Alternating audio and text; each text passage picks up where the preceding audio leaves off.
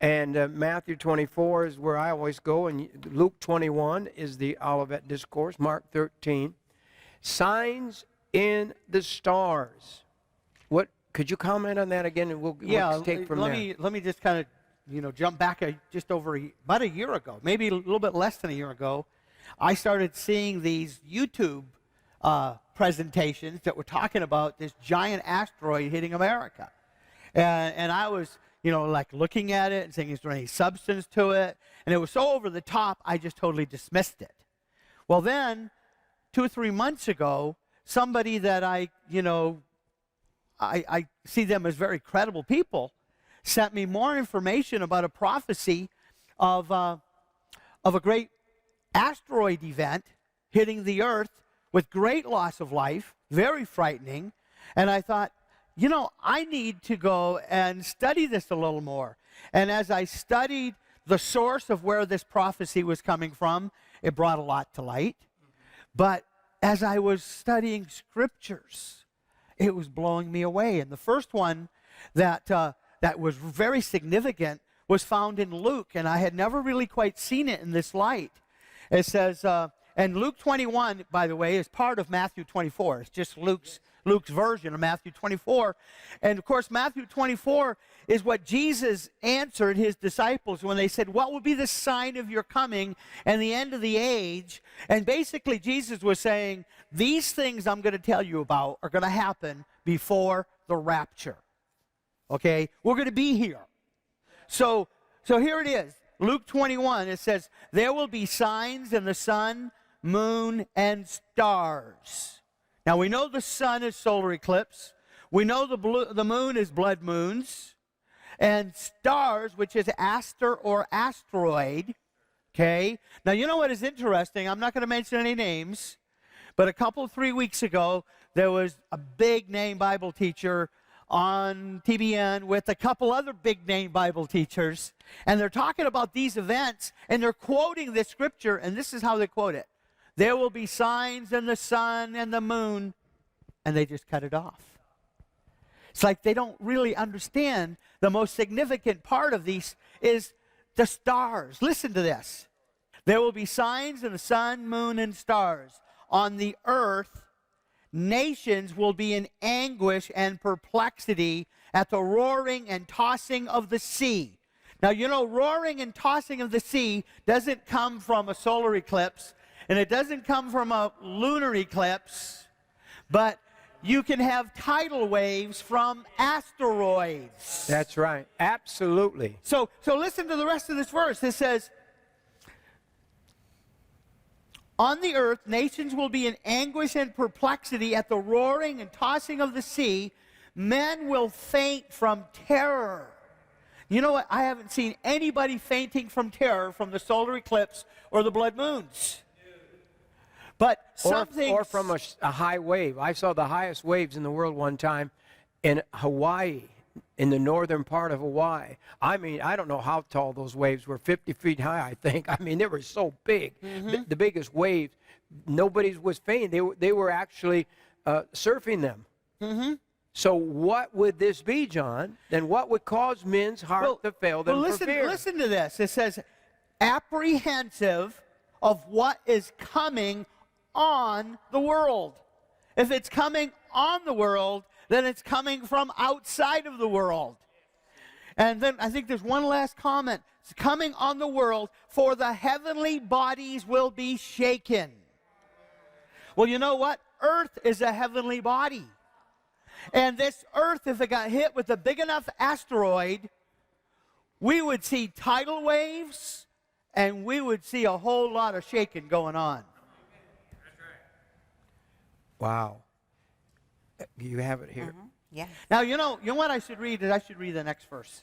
There are so many verses that I have found that back up what I'm saying here, because you know that David Wilkerson, a lot of his prophecies, we're going to start talking about this prophet in South America that has prophesied. God has showed him that a great event is coming.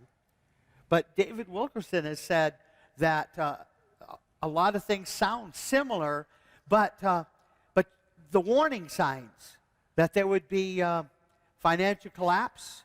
There would be coming destruction.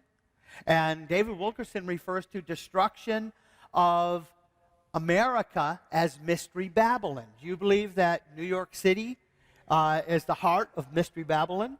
Mm-hmm. Okay. I do. Well, in Revelation... But now, does David talk about asteroids? I'm going to make that connection in a little bit. I don't want Yes. to jump ahead there. Just Okay. But anyway, in Revelations 18, verse 21, it says, then a mighty angel. By the way, Revelations 18, if you study it, is the destruction of Mystery Babylon. Isn't that right? Revelation 17 and 18. And it says in verse 21 of 18, it says, then a mighty angel picked up a boulder the size of a large millstone and threw it into the sea and said, with such violence, the violence of a great stone hitting the sea, the great city of Babylon will be thrown down, never to be found again. You know, so when I started seeing these scriptures, let me tell you, I was here 3 weeks ago. I'm glad that we did not cover this 3 weeks ago. Because 3 weeks ago, I was under the mindset, man, this could happen any time, and literally the whole eastern seaboard would be wiped out.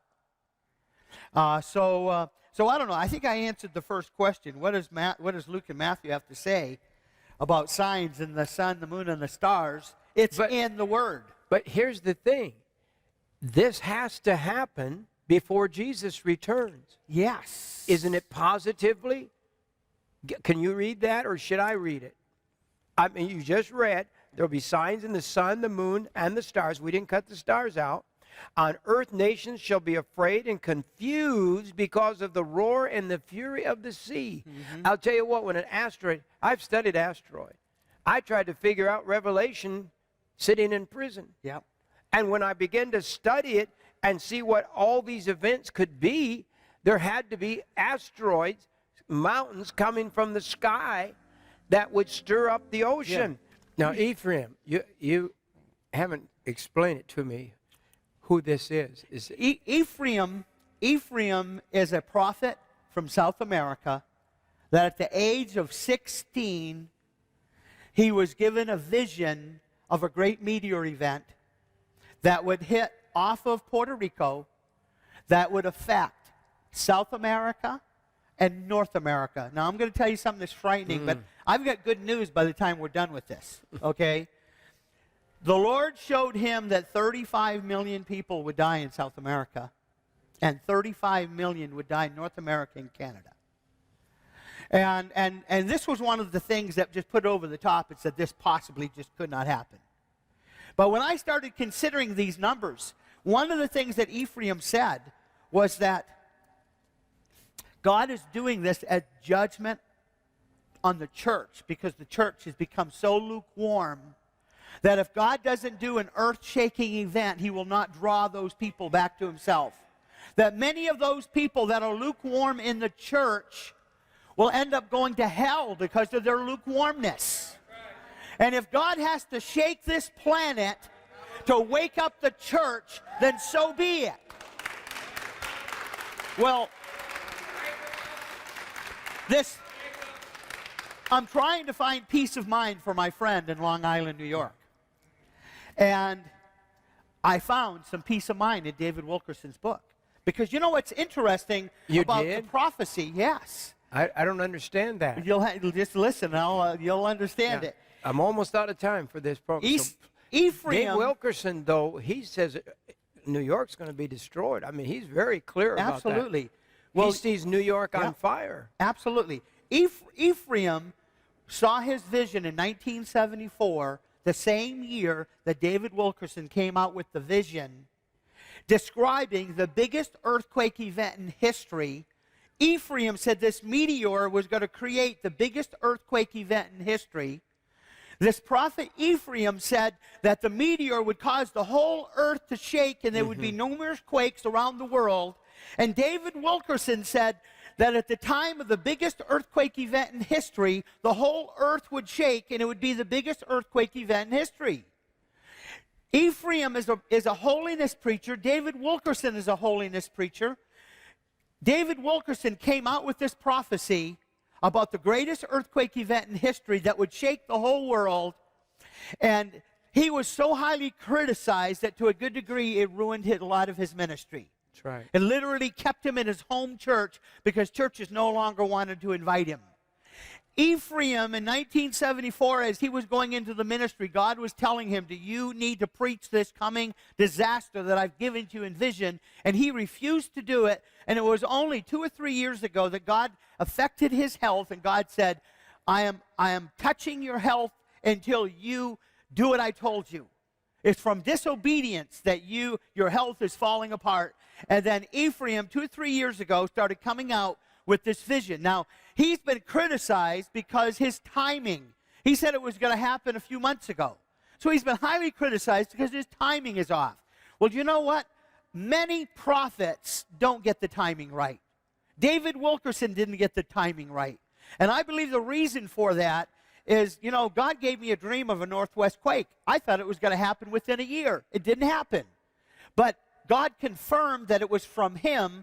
So with the urgency that God gave me, I put out the dream that God gave me. The timing is in God's hands. Our time's totally gone for today. And I'm hoping you'll tune in our next broadcast.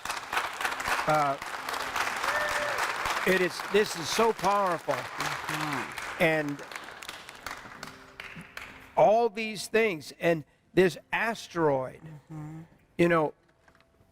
the stars don't fall. So if you look this word up, it is aster in the Greek. And these asteroids are the signs.